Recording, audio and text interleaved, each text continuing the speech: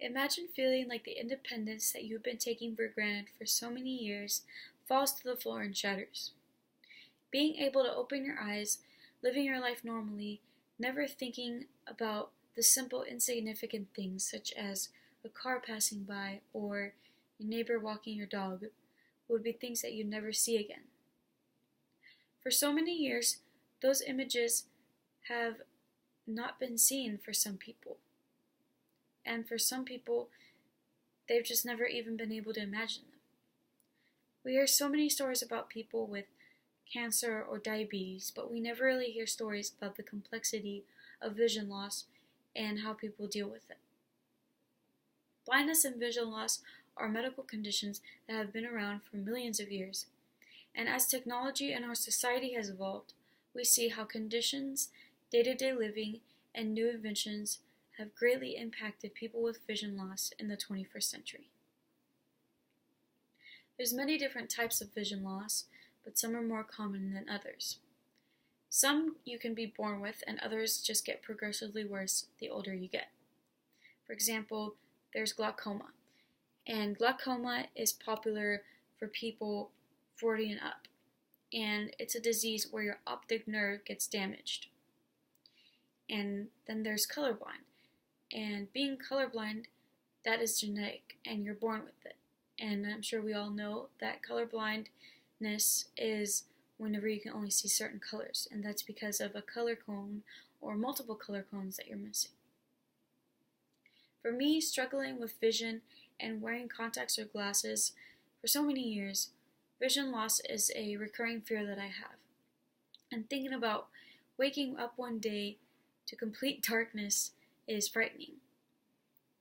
I read a story on Slate.com about a woman named Christina Hartman, and she tells us about how she deals with blindness. And she has retinitis pigmentosa, which is a group of rare genetic disorders that involve a breakdown and loss of cells in the retina. She said that one of the worst things she had to deal with at first was feeling incompetent. She's always been really tidy and organized, but as she became more blind, she had to deal with the fact that she was going to be messy because it was so easy to be clumsy. And another thing is dealing with the attention that she gets, which is sometimes good and sometimes bad. For example, going to a restaurant is usually well because they treat them really well and with respect, whereas going to a store and people just stare at you, or sometimes people would even just back away from her like if she had an infection, and that hurt. And another thing is when people are too kind to her, because it's one thing to be kind, but it's another thing to be treated like a baby and feeling even more useless. Christina's condition could be a lot worse if she didn't have any resources that could help her with her condition. Thankfully, with all the types of new technology and diversity flourishing more and more in our day and age, there have been many inventions and resources for people with visual impairments to do so much nowadays. Although visual impairment is a huge obstacle to overcome, it is so much easier to be able to do things that blind people would have never been able to do in the 21st century and even farther back in the day. For example, the iPhone has a setting for blind people where the screen goes completely black and you could touch anywhere in the screen and it'll tell you what you're clicking on. And you can even take a picture, and while you hold the camera up, it will detect the faces, it'll tell you what it sees. So for example, if you hold it up and there's a person next to you, it'll tell you that there's two faces on the screen. And then you'll be able to take a picture. And another cool invention is shoes that are like a GPS for blind people.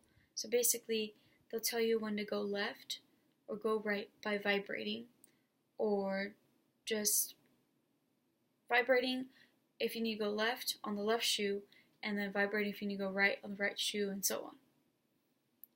I personally find it astonishing how much of society reacts to people with vision impairment so strangely.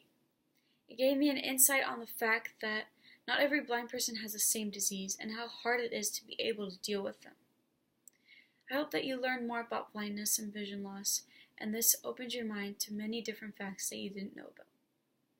Thank you.